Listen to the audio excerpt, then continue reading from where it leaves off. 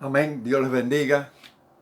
Gracias a Dios por estar conectado a través del internet y bendecimos, pedimos una bendición especial para la audiencia, la iglesia de Jesucristo principalmente, que está atenta a los estudios, a las prédicas, a las enseñanzas para edificar, Señor, el corazón y el alma a la iglesia de Jesucristo. La base que tengo para esta enseñanza está en el Evangelio de Juan, capítulo 5, verso 39. Escudriñad las Escrituras, porque a vosotros os parece que tienen la vida eterna y ellas son las que dan testimonio de mí. Padre eterno, Dios de amor, de misericordia, te damos gracias, Señor, por tu palabra. Te damos gracias, Señor, por lo que hemos aprendido, por lo que queremos transmitir, Señor. Gracias porque tú eres bueno y grande es tu misericordia, Señor. Bendice a cada uno de los creyentes, a tus hijos, principalmente, Señor, la iglesia de Jesucristo que está atenta a recibir una palabra en este momento. También a los amigos que nos escuchan. Te damos gracias por todo, en el nombre de Jesús. Amén. El estudio que quiero transmitir es una experiencia de muchos años donde, estudiando las Escrituras, puedo compartir con mis amigos, con los creyentes, con la iglesia de Jesucristo, y quiero recordar que el estudio es para transmitir verdades, para enseñar lo que en verdad en las Escrituras nos enseñan, cosas profundas que a veces no descubrimos. Recordar que la palabra fue escrita en idiomas diferentes, en papiros, y que han sufrido inclusive por las traducciones en el hebreo, en el griego, en el arameo, etcétera, etcétera. Cuando pasan al español, a veces hay algunas dificultades, porque así sucede con las traducciones. Recordemos que hay profecías, que hay símbolos, que hay revelación, figuras retóricas, es un semillero como parábolas, metáforas, hipérboles, hay historias, etcétera, etcétera. Y eso trae como consecuencia estudiar, escudriñar para poder emplazar bien en cuanto a verdades que se encuentran en la palabra. Amén. Vamos a comenzar con el pecado. Yo aprendí del pecado que se produce, oigan bien, por engaño o por inicio. Es decir, Satanás inicia el pecado y Adán, en este caso Adán y Eva, son engañados. Una cosa es por engaño y otra cosa es por inicio, porque sale de él propiamente. Por esta razón hay un pasaje que dice: a los ángeles nos socorrió, en Hebreos 2:16. Y si no entiendes el socorrer, también en 2 de Pedro 2:4 dice que a los ángeles no perdonó. Amén. Hay un solo pecado. ¿Por qué un solo pecado? Usted dirá, hay adulterio, hay fornicación, hay robar, matar, etc. Sí, pero hay un solo pecado y es la incredulidad. Es decir, Juan el Bautista en el Evangelio de Juan, capítulo 1 y verso 29, declara de esta manera: he ahí el Cordero que quita el pecado del mundo. O sea, hay un solo pecado: la desobediencia a Dios, transgredir la ley de Dios, que está compuesto o penetra a través de los deseos de los ojos, los deseos de la carne y la vanagloria de la vida. Esa es la razón del pecado. En una ocasión pregunté que quién era más malo, el pecado o Satanás. La mayoría declaran que Satanás, y es un error, porque Satanás mismo es víctima del pecado. Fíjense si el pecado es malo. Por eso a veces vemos tantas cosas, tantos desastres y cuestionamos a Dios. Y tengamos cuidado porque las consecuencias del pecado, recordemos que la tierra está maldita por causa del pecado, de la desobediencia. Y hay cosas que increíblemente son productos del pecado, incluyendo la muerte. Está establecido que los hombres mueran una sola vez y después el juicio. Y es por causa del pecado. Ahora, hay una sola solución para esto, y es la sangre. Solo la sangre derramada puede justificar, puede perdonar al hombre. Se realiza a través de un sacrificio. Aprendí que aquel animalito, por eso te lo transmito, iba al sacrificio obligado, lo llevaban, pero Cristo va voluntariamente al sacrificio. Es por eso la bendición tan grande del derramar la sangre de Jesucristo por nosotros. La sangre nos justifica y es el nivel más alto. ¿Por qué sangre? ¿Cuál es la razón de sangre? Tantos líquidos, tantos ingredientes que existen. ¿Por qué Dios obtuvo por que se realizara a través de la sangre? ¿Por qué razón sangre? Es la pregunta. Y es que el nivel más alto de dar es la sangre. Porque es la vida. No hay nada que supere la sangre. Y esto lo aprendí, quiero transmitirte. Es la que nos justifica, es la que por causa de ella, de la sangre derramada, e inocente también, es que recibimos perdón, justificación. La sangre reconcilia consigo las cosas que están en el cielo, en la tierra y a nosotros también. Pero, ¿por qué reconciliar lo que está en los cielos? En Colosenses 1:20 dice que la sangre reconcilia las cosas que están en el cielo. Si en el cielo todo es bueno, en el cielo está el trono de Dios, incluyendo ya la iglesia, porque Él la ve sentado en lugares celestiales, juntamente con Cristo y resucitado. Pero en el cielo no hay nada que reconciliar. Cuando miramos esta expresión reconciliar, tenemos que ir a la palabra que encierra reconciliar, y es volver al estado normal de las cosas. Las cosas vuelven al estado normal en que estaban. O sea, tú vuelves al estado normal cuando te reconcilias con tu esposa, con un amigo. Cuando te reconcilias con Dios, vuelves al estado normal. Entonces, cuando se refiere al cielo, se está refiriendo a la creación, a los astros, incluyendo la tierra. Porque la tierra, en Romanos 8, 19, 23, dice que gime a una, al igual que nosotros. Es decir, la sangre de Cristo reconcilia también, vuelve al estado normal de las cosas, incluyendo la creación, cielo nuevo y tierra nueva. Esto lo he aprendido durante muchos años, por eso quiero transmitírtelo, porque en alguna ocasión vas a tropezar con estas escrituras y como que ahí deteniéndote quizás te traiga confusión y esto te lo aclare. Ahora, una cosa, porque he visto muchas personas, muchos hermanos reprendiendo, usando la sangre de Cristo para sanar, para libertar, para pedir, etcétera, etcétera. Y es un error. La sangre solo lo que hace es justificar, perdonar, para echar fuera demonios, para liberar, etcétera, etcétera. Está el nombre de Jesús. En mi nombre.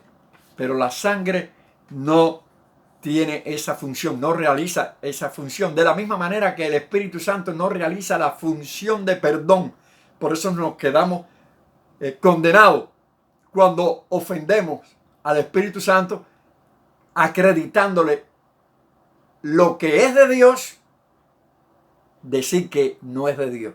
Es decir, acreditándole algo negativo, eso ofende al Espíritu, y el Espíritu, como no perdona, su función no es esa, entonces quedas condenado.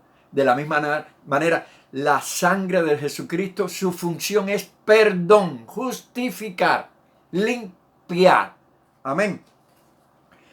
En Génesis, si me dieran a escoger un libro, solamente escogería este libro, Génesis, porque ahí hay un semillero doctrinal de enseñanza más que en cualquier otro libro. Y ahí vas a estar mirando que aparece, o sea, perdone la redundancia, la creación, la inocencia, está la caída, juicio aparece también, redención, las lenguas aparecen en Génesis, incluyendo el rapto. Enoc es un tipo de rapto de trasponer o llevarse. No sé cómo te gustaría oír, porque muchos no aceptan rapto, levantamiento o, en este caso, traspuesto. Y ahí está también el arca de Noé, bajo el diluvio, bajo juicio. Y eso es un estudio hermosísimo que quizás toque algo que aparece en Génesis. Es decir, es un semillero. Si te dan a escoger, escoge Génesis. Es un semillero doctrinal. Increíble. Hay en Génesis un paralelo místico. Quiero enseñártelo porque lo aprendí. Adán, en el huerto del Edén, Dios pone sueño de muerte, pudiéramos decir. Déjame usar esta expresión. En el Calvario, paralelamente, aparece el Adán vivificante, Jesucristo colgado en el madero o en la cruz del Calvario, con sueño también de muerte. Es decir, sueño de muerte en el Edén, sueño de muerte también en el Calvario, en la persona de Adán y Adán vivificante. Se le abre el costado al Adán del huerto, y también se le abre el costado en el Calvario a Jesucristo. En Adán del huerto sacan a través del costado a su novia, a su prometida, Eva. Amén. Y en el Calvario, aleluya, alaba lo que él vive, le abren el costado a nuestro Señor Jesucristo, y por su sangre de ese costado que fluye esa bendición de su preciosa sangre, nace entonces, sale la novia, la iglesia de Jesucristo. No diría la Eva del Nuevo Testamento, pero sí la novia que se atavía para las bodas del Cordero. Es un paralelo místico hermoso. Amén. En el Génesis también aparece el enemigo mayor, el más grande de Satanás. Quizás nunca lo has leído o lo has conocido, pero en este momento, en este instante, te voy a transmitir que el peor enemigo declarado bíblicamente de Satanás es la mujer. ¿Y cómo es que es la mujer? Sí, dice en Génesis 3:15, pondré enemistad entre ti y la mujer y ella. Entre ti y la mujer pondré enemistad. Quiere decir que el peor enemigo, y mencionado, el único que mencionan como enemigo de Satanás, es la mujer. ¿Por qué razón? Vamos a estar mirando que a través de la mujer salió el Redentor. Fíjense si el enemigo es grande, que sale el Redentor de su vientre. Es decir, salen también los pastores, los ministros, los evangelistas. La iglesia sale de ahí, de la mujer. Amén. Vamos a ver también que por qué razón Satanás ataca tanto a ese enemigo, a la mujer. Fíjense que la Biblia declara, y voy a tocar estos puntos porque yo tengo 71 años ya, y yo quisiera que este mensaje se proclame y se extienda, se comparta donde quiera que pueda haber alguien que pueda escudriñar las Escrituras. En la mujer hay una condición hermosa que Dios pone del atavío, del decoro, con decencia. Y esa es la razón por la cual el enemigo está usando ese trato con la mujer para deshabilitarla de esta bendición, en el sentido de la vestimenta, que no se haga con decoro. Por eso estamos tan disgustados, algunas hermanas en algunos templos, con un ropaje, con una vestimenta poco agradable. Él también tratando con el rol de la mujer concerniente a la familia. La mujer quiere tomar la posición del hombre en algunos aspectos, y yo no voy a tocar temas y punto para no herir a nadie, pero el hombre siempre es cabeza. Está declarado así por la palabra. La mujer no debe de enseñorearse sobre el hombre, sino que el hombre se enseñoreará de ella, no aplastándola, no humillándola, porque sujeción no significa humillación. Y eso es lo que el enemigo está tratando, de que ella tome una posición y un lugar que no le pertenece. Y ese es el asunto por el cual, como son enemigos, el enemigo usa estos dardos. Bien, vamos a estar mirando en Génesis también. Hay un segundo sueño que quiero transmitir en Génesis, que José en el segundo sueño tiene una manifestación a través de ese sueño que pone como que con disgusto a sus hermanos.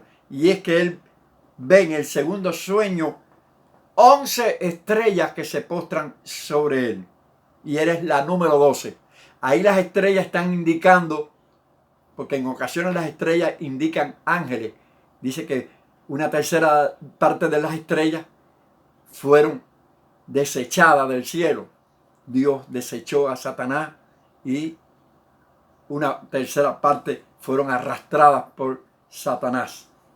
Y ahí estrella está indicando ángeles, pero aquí está indicando tribus de Israel, porque cada estrella aquí es un hermano de José, y José es la número 12.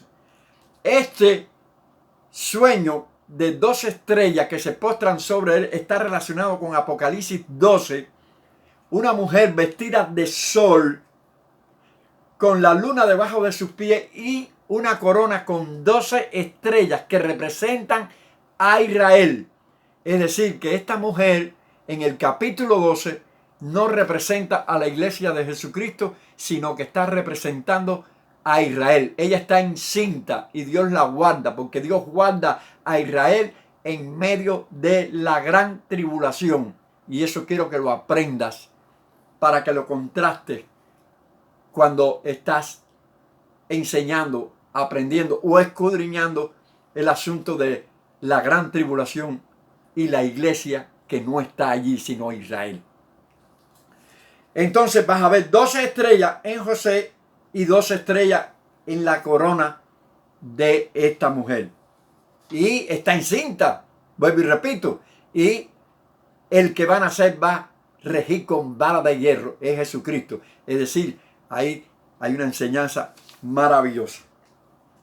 Bien, vas a encontrar pasajes en las Escrituras que te pueden confundir si no buscas la verdad del asunto.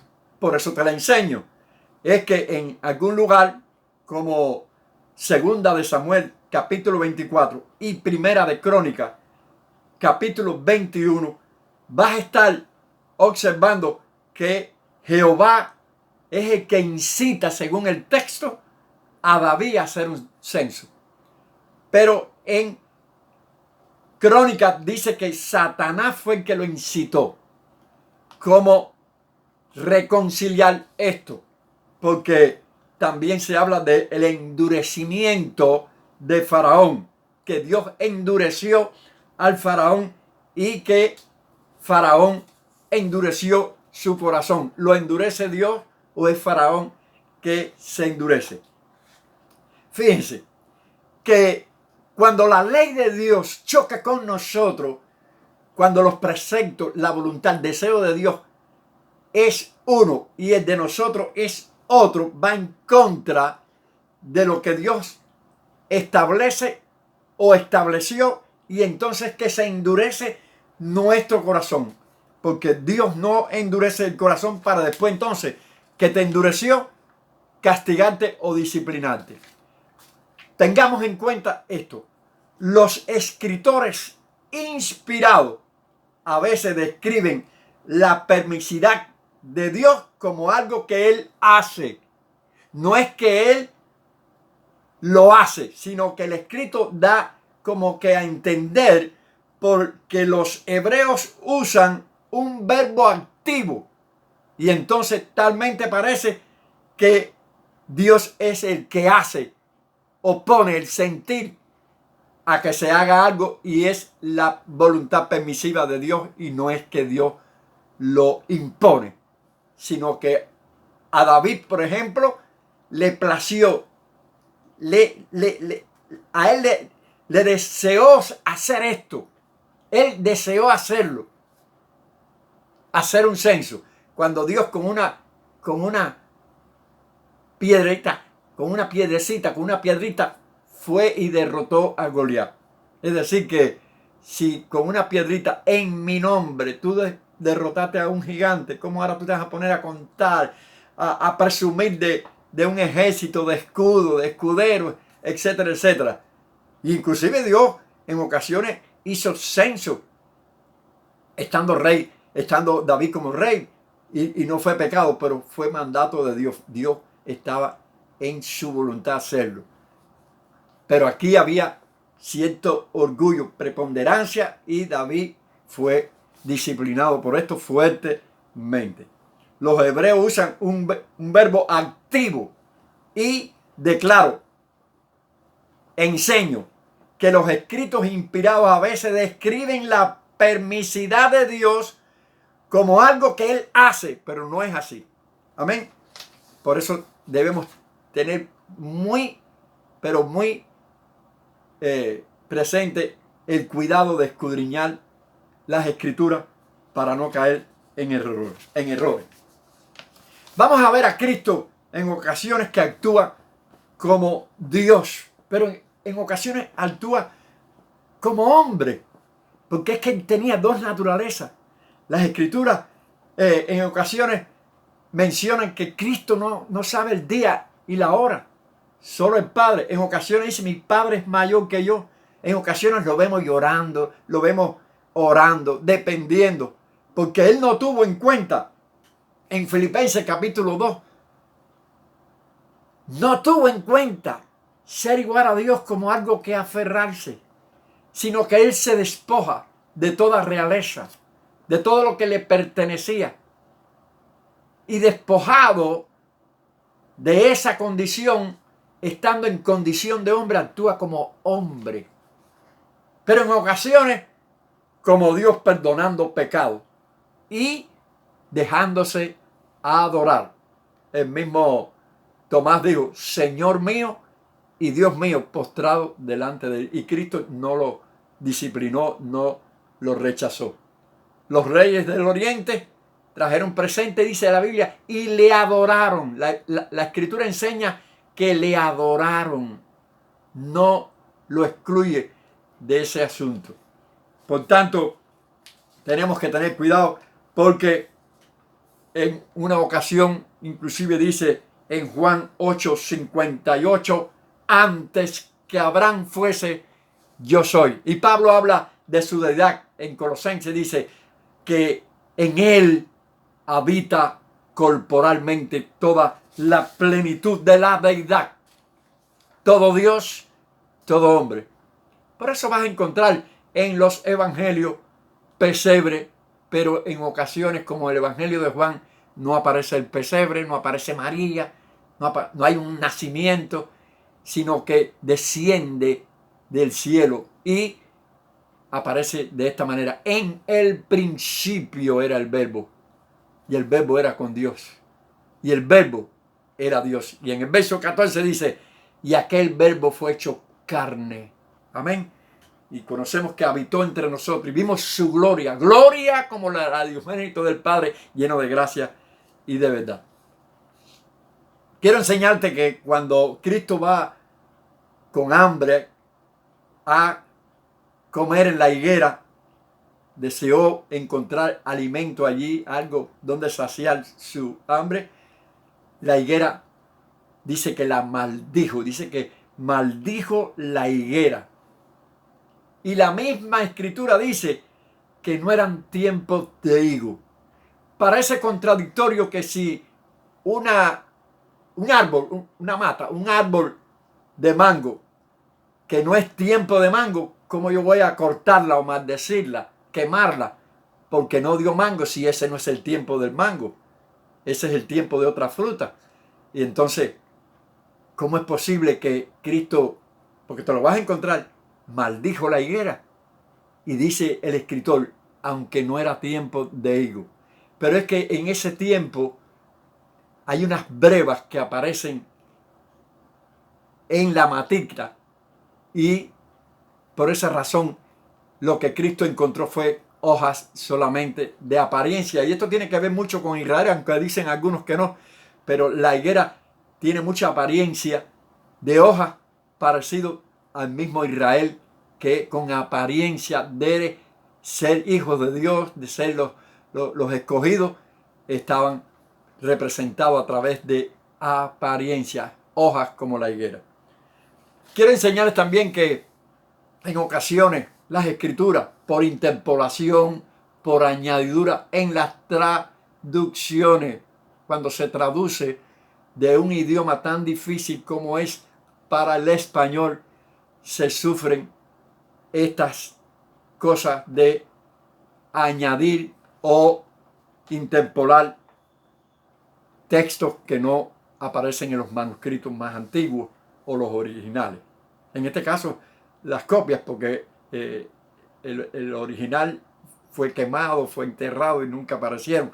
Pero, por ejemplo, el sinaítico, que es uno de los más antiguos, no aparecen estos pasajes que fueron añadidos. Y voy a poner un solo ejemplo para no crear confusión, pero te lo vas a encontrar cuando el Señor encuentra allí a un hombre que está en el estanque, que dice la escritura en Juan 5:4 que había un movimiento del agua por un ángel que la removía y el primero que entrase se sanaba.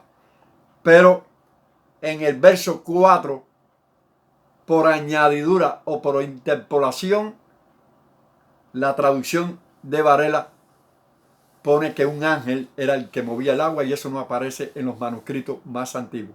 No hay tal ángel, había un movimiento natural, inclusive los escrupulosos judíos no iban a ese lugar, sino que ellos entendían que aquello era como una tradición y no iban allí a nada.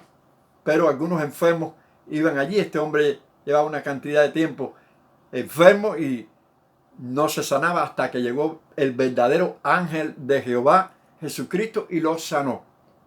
Pero lo que concierne al verso 4 del capítulo 5 de Juan está por añadidura o interpolación. La Septuaginta y la Vulgata lo consideran así, interpolación o añadidura, y no aparece en los manuscritos más antiguos.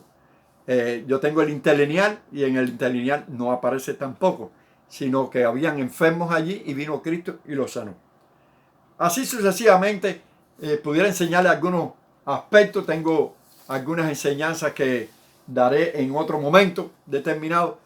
Y, por ejemplo, quiero transmitir verdades que quizás usted la conoce, pero ¿por qué razón David comió de los panes de la proposición y le fue sin culpa? ¿Y por qué los sacerdotes, dice la escritura, porque ellos quebrantaban el día de reposo y también le era sin culpa. Hay muchos pasajes que pudiera enseñarles, pero yo en este momento voy a culminar con el video, como las lágrimas de Esaú en hebreo. Dice que no hubo lugar para el arrepentimiento. ¿Cuál es la razón? Sí, lloró y procuró con lágrimas. Así sucesivamente. Ángel, ¿por qué ángel? ¿Cuál es la razón de ángel? ¿Por qué se le aplica a Dios? ¿Por qué se le aplica a pastores, a los ángeles inclusive? Sobre Melquisedec quiero decir algo también, enseñarte lo que aprendí. Sobre aquellos días que serán acortados. Algunos creen que los días se están acortando. Eso no es cierto. Hay una enseñanza ahí. El significado del arcoíris. ¿Por qué hay arcoíris en una ocasión? ¿Por qué no lo hay en otra, como en el trono blanco? Y así sucesivamente. Pasajes un poquito complicados, como dice el apóstol Pedro, que hay muchas epístolas que son difíciles de entender, la cual los indoctos, los incrédulos, tuercen para su propia perdición y para desviar a algunos también que oyen en estos tiempos con comezón de oír la palabra, y eso trae consecuencias desastrosas. Por eso quiero transmitirle todas estas verdades, pero en este momento este video es simplemente para dar algunos detalles que quizás te ayuden. No es un instituto bíblico, pero son verdades que aprendí durante 30 y pico de años y quiero seguirla transmitiendo. ¿Cómo es posible que haya escrituras de esta manera? ¿Por qué hay profundidad en esta? ¿Por qué no entiendo aquello? Y siempre ten en cuenta que es inspiración divina, que la escritura fue traducida de idiomas difíciles como hebreo, griego, el arameo, al español nuestro. En este caso nosotros que somos latinos, fue transmitida también y traducida al inglés, al portugués, y es muy difícil. Los padres de la iglesia y hombres como Varela, que son para mí de reconocimiento, dignos de quitarnos el sombrero, porque es un trabajo muy, pero muy difícil de realizar. Y quiero bendecirte con esta enseñanza, que es lo que poseo. No soy un teólogo sofisticado y catedrático, pero sí te puedo ayudar. Que Dios te bendiga, es mi deseo, y que algún día podamos compartir de una manera especial entre familia, en culto, etcétera, etcétera, cuando termine esta condición, que creo que se demora un poco, la señal que está en acción de los últimos días, que es este coronavirus. Amén. Dios te bendiga y la gloria y la honra que sean para el Señor. Amén.